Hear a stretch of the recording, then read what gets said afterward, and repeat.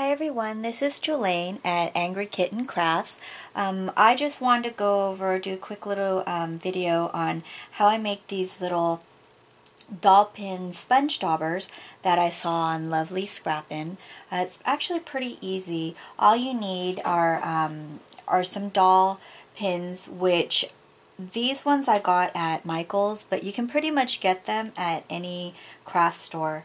Then the next thing you need are just some foam that look like this. I bought these cosmetic wedge foams, and these are from the dollar store. And what I do with these is I just take one of them off. I do cut off a little bit of the end here just so that it's not as thick when you put it on. You don't really have to, and I've used it without, but we'll do it this time.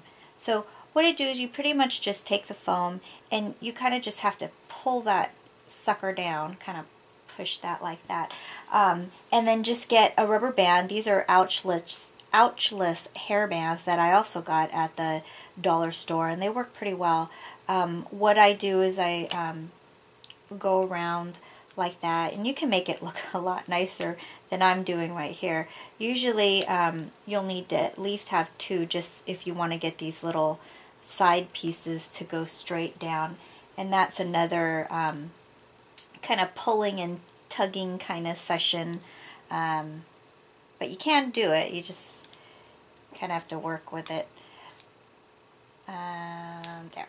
So anyways, it sort of looks like that. This one looks pretty tortured because I'm doing it kind of fast, but eventually if you take your time and make it look a little bit nicer, you can make them look sort of like this, and then you just trim up the edges around here so you don't get that kind of S&M look. The other thing, though, I do have one suggestion that goes along with these little sponge daubers. I have had some comments on some of the sites that I visit and that I'm a member of, that the foam itself sometimes can rip if you're one of those people that likes to really scrub hard when you're distressing. You know, you push it down hard and scrub it. You can rip up the foam. So I've been going over a couple things, and one thing that has worked for me is I actually bought a long time ago some swim fabric foam, which I was using for something else. It's pretty unattractive color, so it was on sale. You got it pretty cheap. So what I did with this is I cut a piece 2 by 2 inch and stretched it over the sponge dauber. Now you can do it on one that you've already done like this, or you can just start over again with a new piece of foam. Put the fabric right on top of that, the swimsuit fabric, put it right on top of that, and if you just pull it down like that, and I can actually kind of go like that, get one of these little dollar store rubber bands again. This one's a little stuck together. That's okay, because I have another one. And all you do is you just kind of pull that down and then wrap that around just like you would any of the other ones. Just like that. The nice thing about this is you actually can scrub pretty hard since it's the fabric, and it's not going to rip on you.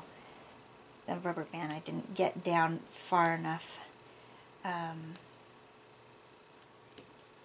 you go.